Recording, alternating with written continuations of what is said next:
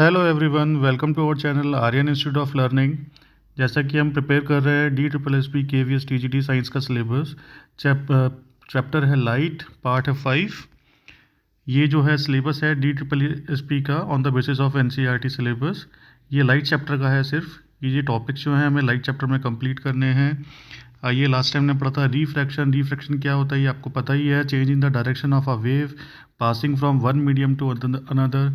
जब चेंज होती है डायरेक्शन में वेव की, स्पीड वेव, लाइट वेव की जब चेंजेस होती है, जब वो एक मीडियम से दूसरी मीडियम में एंटर करता है तो उसको बोलते हैं रिफ्रैक्शन। आइए ये देखिए डायग्राम, इंसिडेंट रे आ रही है और आके रिफ्रैक्ट हो रही है टूवर्ड्स द नॉर्मल की तरफ ये जा रही है, बिकॉज जो वाटर है वो एक डेंसर है। ये हम सब पढ़ चुके हैं। एंगल ऑफ इंसिडेंस बनता है और एंगल ऑफ रिफ्रैक्शन फॉर्म होता है टूवर्ड्स नॉर्मल। ठीक है, ये हमारा रिफ्रैक्शन का डायग्राम है। आगे देखेंगे, ये हमने पढ़ा था स्पीड, वेवलेंथ, फ्रीक्वेंसी। फ्रीक्वेंसी जो है कभी भी किसी भी मीडियम में चेंज नहीं होती है। चेंजेस अगर होते हैं तो सिर्फ स्पीड और वेवलेंथ में चेंज होते हैं। ठीक है, ये हम पढ़ चुके हैं। ऑप्टिकल डेंसिटी एक बार दोबारा रिवाइज कर लेते हैं। ऑप्टिकल डेंसिटी क्या होती है? किसी भी मटेरियल की या किसी भी मीडियम की अपने अंदर से ट्रांसमिट करने की लाइट को जो उसकी एबिलिटी होती है उसे बोलते हैं ऑप्टिकल डेंसिटी। ठीक है, इट मेजर्स, कैसे मेजर की जाती है? स्पीड ऑफ लाइट की, जब वो पासिंग थ्रू अ सब्सटेंस और अ मीडियम। ठीक है, ये हम पढ़ चुके हैं। एक बार फिर से रिवीजन कर लेते हैं। जब कभी भी कोई लाइट रे जो है पास करती है रेयरर मीडियम से, जहाँ पर लेस रेजिस्टेंस होता है रेयरर मीडियम में, वहाँ से पास करती है। जब किसी डेंसर मीडियम में जाती है, हाई डेंसिटी वाले मीडियम में जाती है, तो एज़ कम्पेयर टू रेयरर, तो क्या होता है, जो एंगल ऑफ रिफ्रैक्शन बनता है वो टूवर्ड्स नॉर्मल बनता है। वहीं सिमिलरली अगर वो ऑप्टिकल डेंसर मीडियम से रेयरर मीडियम में जाती है तो क्या बनता है? It bends away from the normal. ठीक है, ये हमने पीछे भी पढ़ा था। ये उसका एग्जाम्पल है रे डायग्राम। अब देखते हैं हमें speed of light in different substances. हमारी जो लाइट की जो स्पीड होती है वो यूनिवर्सल है। कहीं पे भी जाएंगे with light of the speed जो है यही कैलकुलेट की जाती है। तो वैक्यूम में क्या होता है, वैक्यूम और एयर को एक ही मानते हैं, एक ही स्पीड मानते हैं। 2.9 हम इसको 3 इंटू 10⁸ मीटर पर सेकेंड हम इसको कैलकुलेट कर सकते हैं। वाटर की अपनी है, ग्लास की अपनी होती है, डायमंड की अपनी होती है। तो these are the universal values. ठीक है, ये हमें पता होना चाहिए फॉर सॉल्विंग द न्यूमेरिकल्स।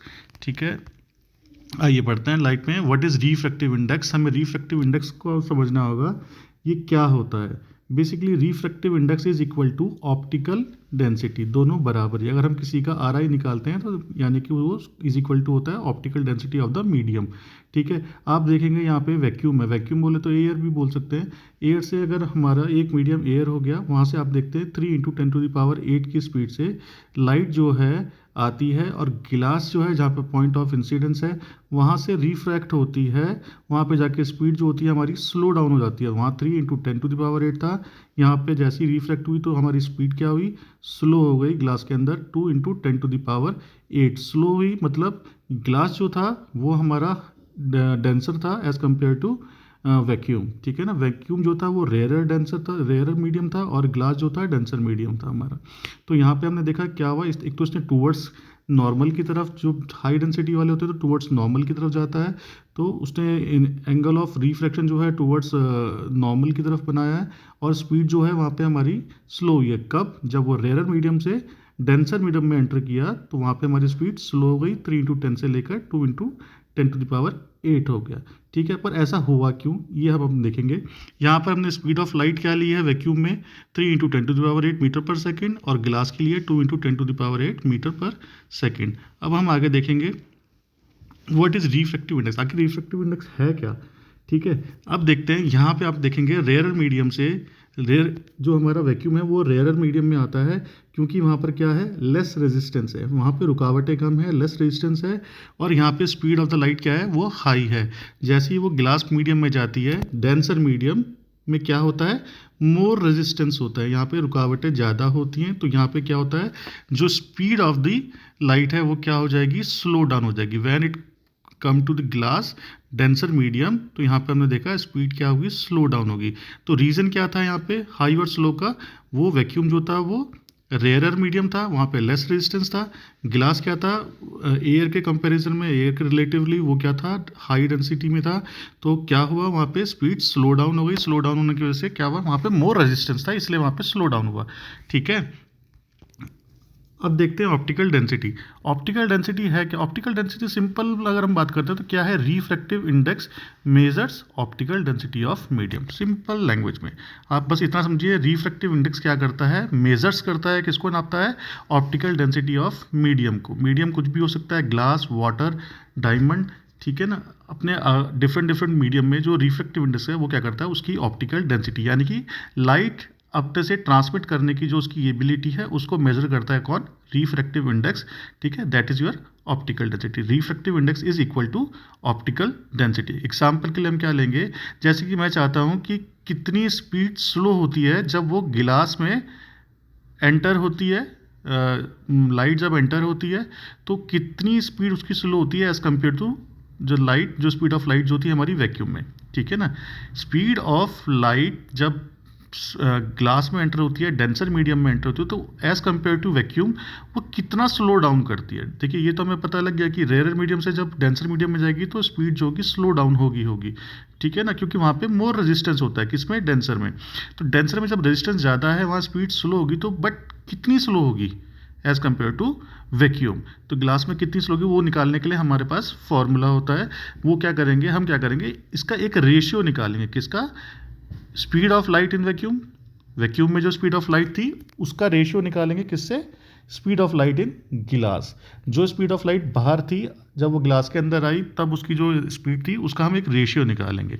ठीक है, तो हमारा क्या है, speed of light in a vacuum था 3 इंटू 10⁸ मीटर पर सेकेंड, और स्पीड ऑफ लाइट हमारी ग्लास में क्या थी, 2 इंटू 10⁸ मीटर पर सेकेंड। तो हमने क्या देखा कि हमने यहाँ पे इसको कैलकुलेट किया। मैंने इसको यहाँ पे कैलकुलेट करके नहीं दिखाया, आप इसे साइड में रफ में कर सकते हैं। कैलकुलेट करके जब हम आए तो हमारा क्या है, इसका आंसर है 10, इसका हमारा आंसर है 1.5। ठीक है, 1.5। तो ये 1.5 आखिर है क्या, व्हाट इज़ 1.5, यहाँ पे हमें ये देखना पड़ेगा। रिफ्रैक्टिव इंडेक्स है बट 1.5 है क्या, तो यहाँ पे हम इसको समझेंगे। ऑप्टिकल डेंसिटी में स्पीड ऑफ लाइट हमारी वैक्यूम में 3 इंटू 10 थी, रेज़ टू द पावर 8 थी, हमने कैलकुलेट किया, हमारा 1.5 है। तो 1.5 क्या है, ये शो करता है optical density of a glass relative to vacuum, in vacuum is 1.5। हमने क्या करा, हमने उसकी एक ऑप्टिकल डेंसिटी निकाली। तो हमने क्या देखा कि जो गिलास की ऑप्टिकल डेंसिटी है रिलेटिव टू वैक्यूम, यानी कि एयर से आप बोल सकते हैं, एक मीडियम हमारा वैक्यूम है, अगर एयर से या वैक्यूम से उसके कंपैरिजन, उसके रिलेटिवली ऑप्टिकल डेंसिटी ग्लास की क्या है, 1.5 है। ठीक है, इसमें अब बात करते हैं आगे, ये क्या करता है, also shows that speed of light is 1.5 times slower in a glass than a vacuum. हमने क्या देखा, ये भी दिखाता है कि जो हमारी स्पीड ऑफ लाइट है वो 1.5 टाइम्स स्लो थी जब वो गिलास के अंदर एंटर हुई as compare to the vacuum. ठीक है ना, जब वो एयर क्या हमारा एक मीडियम हो गया, मीडियम 1, और ग्लास क्या है हमारा, मीडियम 2। जब वो मीडियम 1 से मीडियम 2 में एंटर हुआ, ग्लास में एंटर हुआ, जो कि डेंसर था, किससे, वैक्यूम से, तो हमने क्या देखा, वहाँ पे स्पीड स्लो डाउन हुई क्योंकि वो डेंसर है। तो कितना स्पीड स्लो डाउन हुई, 1.5 टाइम्स स्लो हुई वहाँ पे। तो ये हमारा इस वैल्यू से पता लगता है। ठीक है ना, optical density of glass is equal to refractive index of glass. ठीक है, ये हमने पीछे भी पढ़ा था अभी। अब आगे देखते हैं रिफ्रैक्टिव इंडेक्स में क्या है। इसीलिए जो रेशियो होता है स्पीड ऑफ लाइट का वैक्यूम से to the speed of light in a specific medium could be glass, water, diamond, anything. ठीक है ना, जब वो एक मीडियम से दूसरे मीडियम में जाता है, स्पीड ऑफ लाइट जो होती है उसका जो रेशियो होता है उसको हम बोलते हैं रिफ्रैक्टिव इंडेक्स। आपको इसकी डेफिनेशन भी अच्छी तरह से आ गई होगी। जो ratio of light, the ratio of the speed of light in vacuum to the speed of light in specific medium मतलब कुछ भी हो सकता है, ग्लास, वाटर, या जो भी है, डेंसर मीडियम हो सकता है या रेयरर मीडियम हो सकता है। जब एक मीडियम से दूसरे मीडियम में जो जाता है उसके रेशियो को हम क्या बोलते हैं, रिफ्रैक्टिव इंडेक्स। Refractive index. और इसको हम कैसे डिनोट करते हैं, denote by n, small n. ठीक है ना, एन इज इक्वल टू क्या फॉर्मूला बना हमारा, n is equal to speed of light in a vacuum upon में speed of light in a glass. ये हमने ग्लास का एग्जांपल लिया था पीछे, से हमने ग्लास यहाँ पे कर दिया, नहीं तो आप इसको speed of light in a medium भी बोल सकते हैं। मीडियम कुछ भी हो सकता है, ग्लास, वाटर या डायमंड, कुछ भी, ठीक है। तो यहाँ पर हम क्या करेंगे, स्पीड ऑफ लाइट क्या है हमारी वैक्यूम में, उसको हम डिनोट करते हैं किससे, स्मॉल सी से। और जो स्पीड ऑफ लाइट होता है मीडियम में, हम उसको किससे शो करते हैं, वी से, ठीक है। मीडियम में वी से करते हैं और वैक्यूम को हम हमेशा सी से डिनोट करते हैं। तो n इज इक्वल टू क्या, n हमारा रिफ्रैक्टिव इंडेक्स हो गया, n is equal to c speed of light in a vacuum upon में speed of light in a medium, ठीक है। फॉर्मूला क्या हुआ रिफ्रैक्टिव इंडेक्स का, n is equal to c upon में v।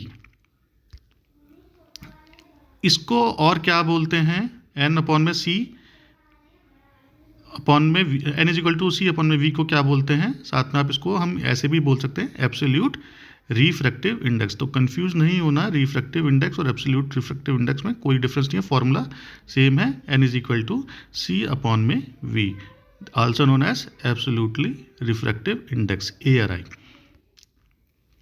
आइए अब देखते हैं, n इज इक्वल टू हम पढ़ चुके थे कि n is equal to c upon में v, also known as absolute refractive index.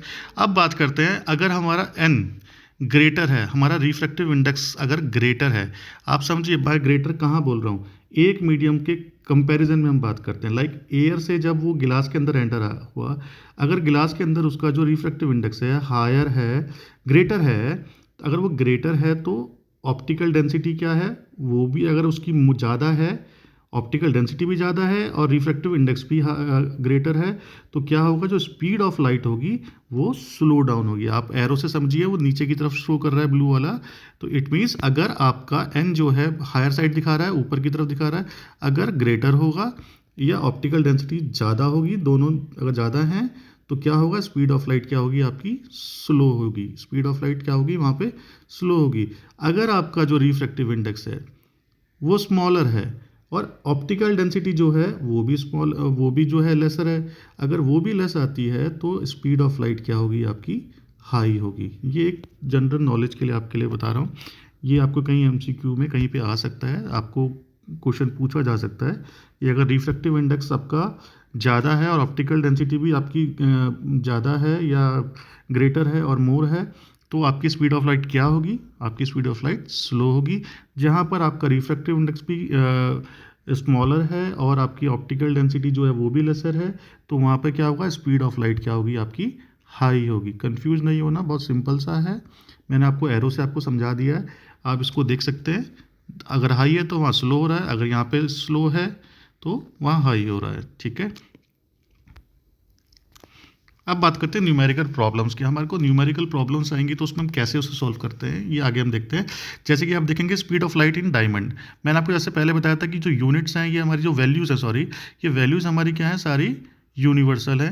तो स्पीड ऑफ लाइट जो है इन अ डायमंड क्या होती है हमारी, फिक्स्ड है, that is 1.25 into 10⁸ metre per second.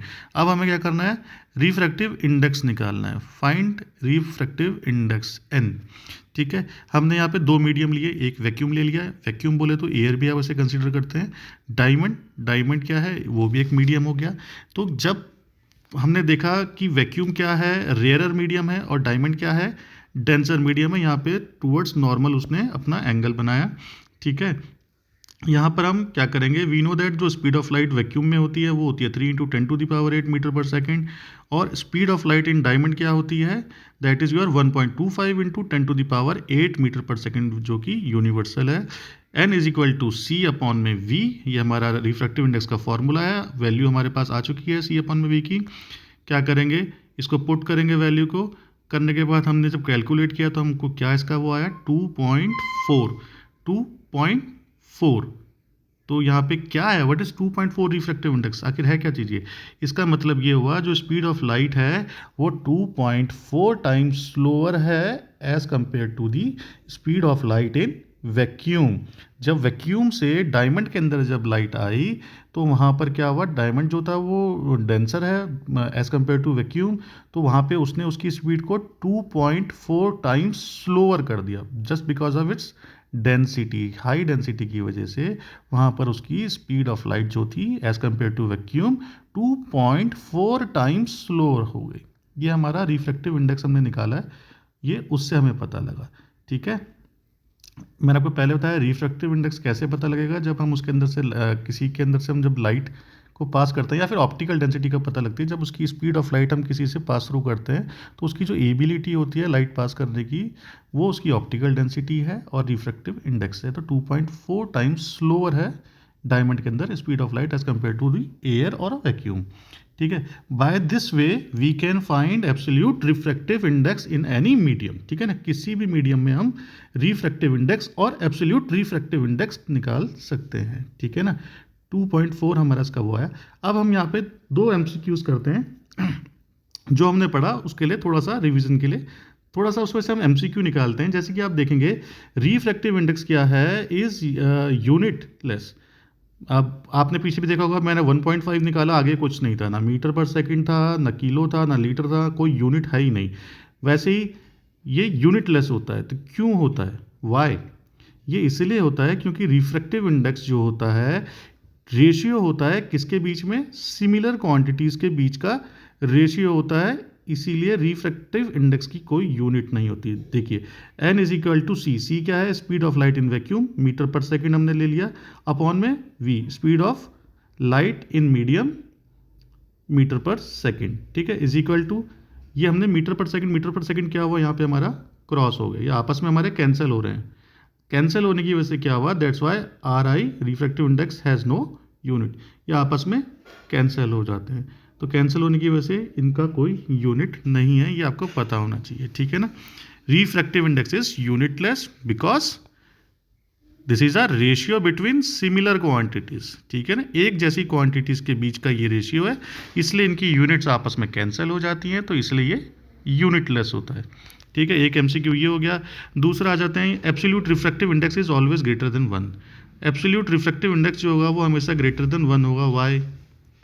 It is because in case of absolute refractive index, जो लाइट जो होती है हमेशा ट्रेवल करती है वैक्यूम से। वैक्यूम क्या होता है, हमारा रेयरर मीडियम होता है। ठीक है ना, रेयरर मीडियम में क्या होता है, लेस रेजिस्टेंस होता है, रुकावटें कम होती हैं, तो स्पीड ऑफ लाइट वहाँ पे ज़्यादा होती है।